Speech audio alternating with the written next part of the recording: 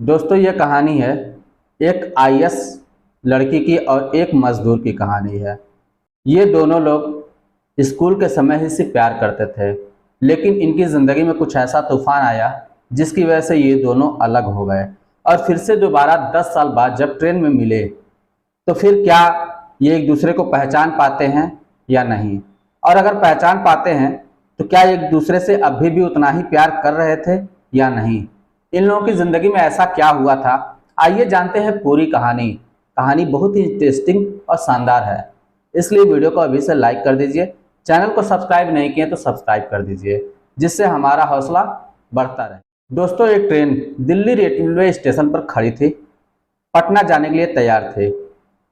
एक लड़का दौड़ा दौड़ा आता है और वो जल्दी से जनरल कोच में चला जाता है। वहाँ पे भीड़ इतना ज़्यादा होती है जिसकी वजह से उसके सांस फूलने लगते हैं, दम घुटने लगता है। वो अगले स्टेशन पर उतरकर स्लीपर कोच में जाने के लिए सोचता है, लेकिन गलती से वो एसी कोच में चला जाता है। एसी कोच में जाने के बाद ट्रेन चल पड़ती है, जिसकी वजह से वो फिर उस कोच से बाहर नहीं निकल पाता। तो वहीं पे जगह की तलाश करने लगता है कि कहाँ पे जगह मिले और मैं बैठ जाऊं। वो इधर उधर देखता है लेकिन उसको कहीं पे जगह नहीं मिलती। फिर एक जगह देखता है कि एक सीट पे एक लड़की सोई हुई है और वो अपना पैर मोड़े हुए है। पैर मोड़ने की वजह से थोड़ी सी जगह बची हुई थी, तो ये लड़का वहीं पे जाके बैठ जाता है। जब ट्रेन थोड़ी रफ्तार पकड़ती है तो ट्रेन की कंपन से उस लड़की का पैर इस लड़के के जिस्म से आके टच हो जाता है, जिसकी वजह से वो लड़की जग जाती है। लड़की जब जगती है तो वो बिना देखा ही बोलती है। तो वो लड़के को बोलना चाहती है कि भाई आप दूसरे सीट पे चले जाओ और यहाँ पे मुझे प्रॉब्लम हो रही है, मुझे पैर फैलाना है। लेकिन जब वो लड़के का चेहरा देखती है तो कुछ बोल नहीं पाती। अब उसको एकटक से निहारे जा रही थी, निहारे जा रही थी। कभी लेटती, कभी निहारती, कभी लेटती, कभी निहारती। कुछ देर के बाद वो लड़का भी उसी की तरफ देखता है, तो वो भी थोड़ा आश्चर्यचकित हो जाता है और सोचता है क्या वो वही लड़की है या फिर कोई और है। सचमुच में मैं जिसको देख रहा हूँ, क्या ये वही है या मेरी आंखों का धोखा है। कुछ देर के बाद लड़की बोलती है, क्या तुम प्रतीक हो? लड़का बोलता है, क्या तुम स्वीटी हो? दोनों समझ जाते हैं कि हाँ ये वही है और दोनों फिर हंसने लगते हैं। प्रतीक बोलता है, इतने दिनों के बाद मिली, वो भी ट्रेन में? स्वीटी बोलती है, हाँ मैं घर जा रही थी तो इसी में हमारी सीट थी, मैं यहीं पे बैठ के जा रही हूँ। स्वीटी बोलती है, तुम क्या कर रहे हो और कहाँ से आ रहे हो, क्या कर रहे थे, इतने दिनों कहाँ थे? प्रतीक बोलता है, मैं दिल्ली से दिवाली की छुट्टी में घर जा रहा हूँ और मैं वहाँ पे लेबर का काम करता हूँ, मजदूरी करता हूँ, पत्थर तोड़ता हूँ। स्वीटी बोलती है, सच बोल रहे हो या मजाक कर रहे हो? प्रतीक बोलता है, क्या तुमको लगता है कि मैं मजाक करूंगा?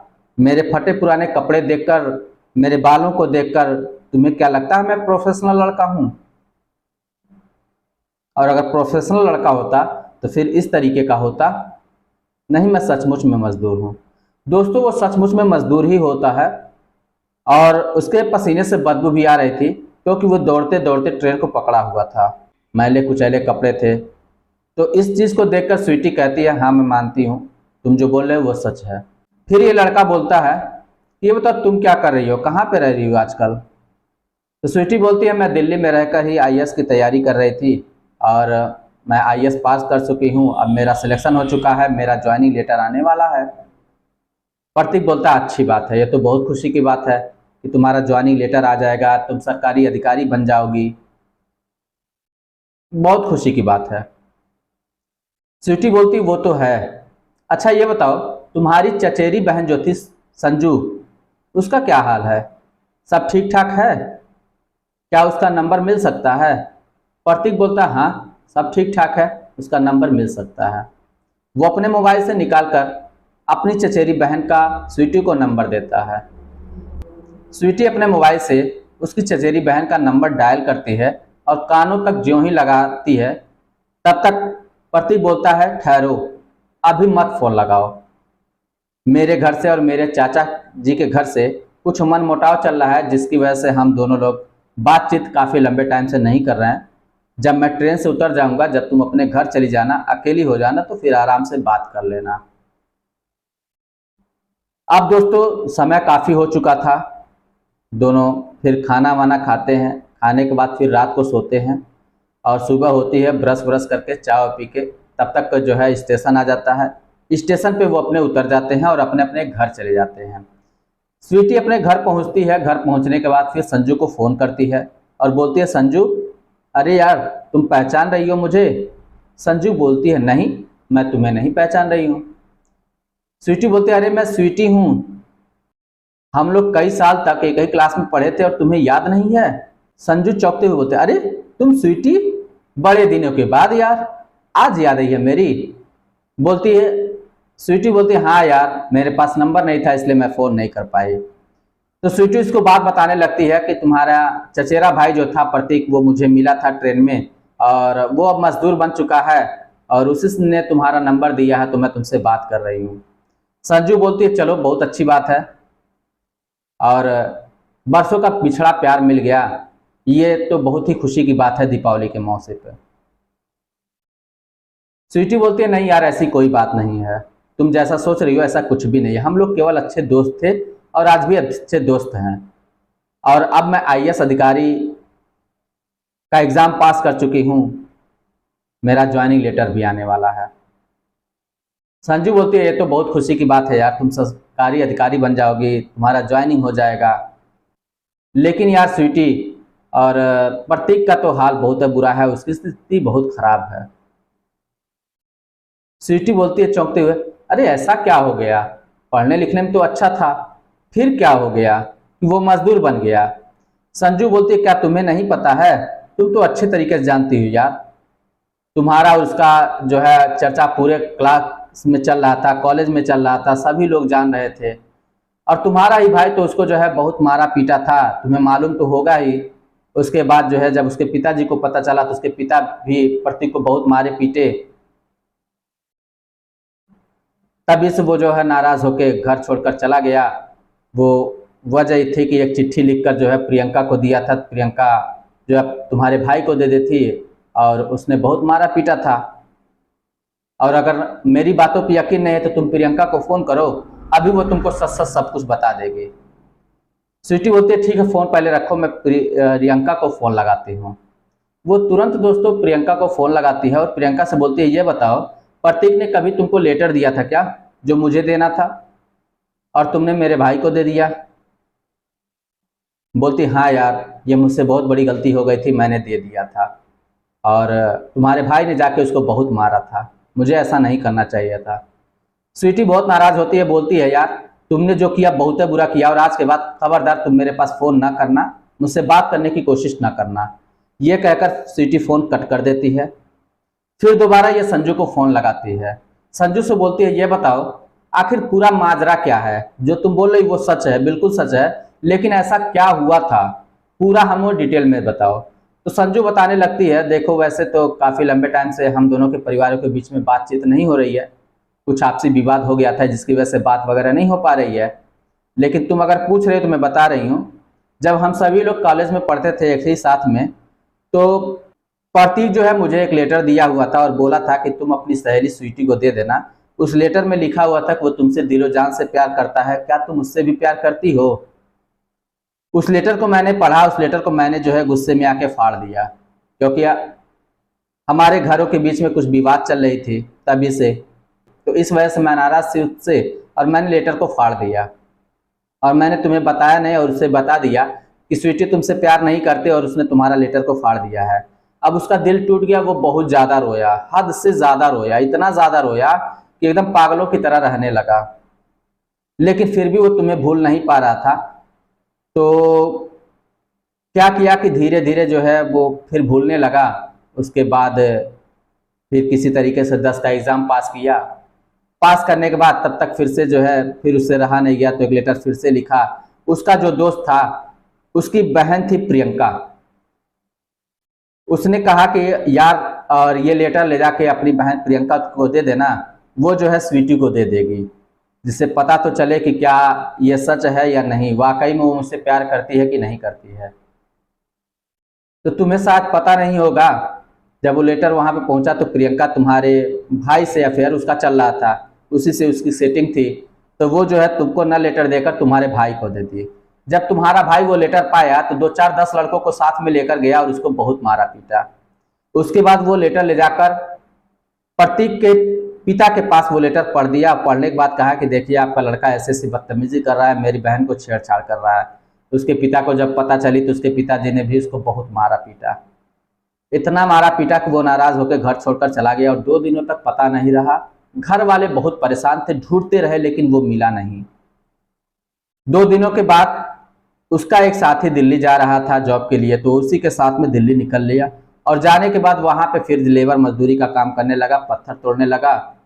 इस वजह से उसकी स्थिति बहुत खराब हो चुकी है। कभी कभी वो घर पे आता है, कुछ दिनों रहता है, महीने 2 महीने, उसके बाद फिर वो ज़्यादा से ज़्यादा दिल्ली ही रहता है। अब ये बात स्वीटी सुनती है तो उसके दिल में भी अंदर से कुछ न कुछ होने लगता है। वो सोचती है मैं क्या करूं क्या ना करूं।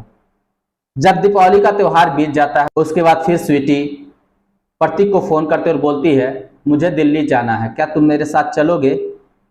प्रतीक बोलता है नहीं यार, मैं 20 दिनों की छुट्टी लेकर आया हूँ, 20 दिन मैं अपने घर पे रहूँगा, मैं कहीं नहीं जाऊँगा।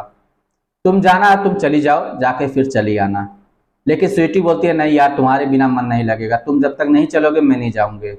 जब फोर्स करती है स्वीटी तो उसका भी जो पहले दोस्ती वाला था वो प्यार फिर से उमड़ पड़ता है और बोलता है ठीक है मैं चलता हूँ तुम्हारे साथ। दोस्तों दोनों का टिकट निकलता है, दोनों स्टेशन पर पहुँचते हैं। उसके बाद दोनों पास पास की ही सीट मिलती है, वहीं पे बैठते हैं। रास्ते भर अपने बातचीत करते जाते हैं, अपने पास्ट जो बीता हुआ समय था दोस्ती का और जो भी बातें हुई थी। बोलता है कि चिट्ठी वगैरह ऐसे वैसे, मतलब सारी बात वो बताता है। फिर वो चौंक जाता है, कहता है ये सारी बातें इसको कैसे पता चली, ये तो थी नहीं, इसे तो कुछ मालूम नहीं है। फिर उसे याद आता है कि उसने अपनी चचेरी बहन का नंबर दिया था संजू का, उसी ने बताया होगा। तो थोड़ा वो अंदर से अजीब महसूस कर रहा था लेकिन फिर भी बातें किए जा रहा था। स्वीटी बोलती है देखो कुछ भी मन में मत रखो, जो भी कुछ कहना हो कह सकते हो। लेकिन प्रतीक फिर भी कुछ जवाब नहीं देता और बस उसे देखे ही जा रहा था।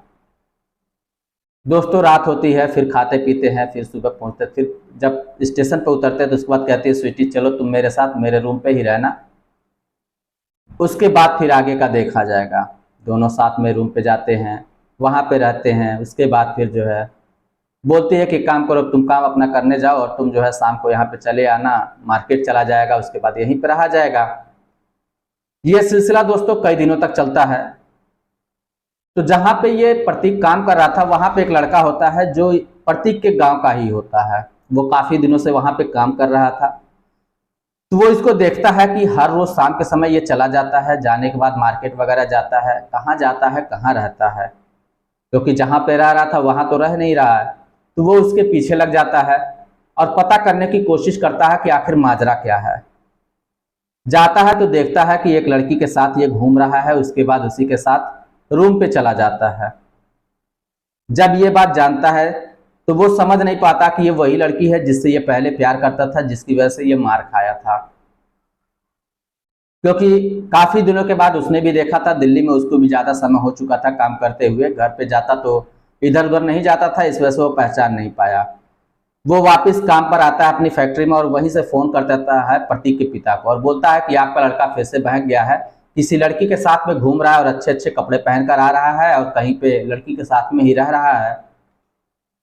अब प्रतीक के पिता को फिर से खलबली मच जाती है। वो तुरंत प्रतीक को फोन करते हैं, प्रतीक को बोलते हैं बेटा ऐसी गलती तुम दोबारा मत करना, जो तुम 10 साल पहले किए थे, जिसकी वजह से हमारी काफी बदनामी हुई थी। ऐसी गलती करोगे तो फिर मैं कहीं मुंह दिखाने लायक नहीं रहूंगा। क्या तुम मुझे चाहते हो इस उम्र में मैं अपनी जान दूं? अगर तुम्हें यही पसंद है तो तुम यही करो, या तो फिर जिस लड़की का साथ पकड़े उसका साथ छोड़ दो। मैं सोच रहा हूं मैं तुम्हारी जल्द शादी बहुत जल्द करा दूं और तुम जल्द से जल्द घर चले आओ। इतनी बात जब प्रतीक सुनता है तो वो सोचता है कि मेरी ये सारी बातें कौन वहां तक पहुंचाया। वो सोचने लगता है लेकिन अपने पिता की बातों को ध्यान न देते हुए फिर वो तुरंत स्वीटी को फोन करता है और बोलता है कि ऐसी सी बात है, मेरे पिताजी ने मेरे पास फोन किया और मुझे शादी के लिए फोर्स कर रहा है, मैं क्या करूं?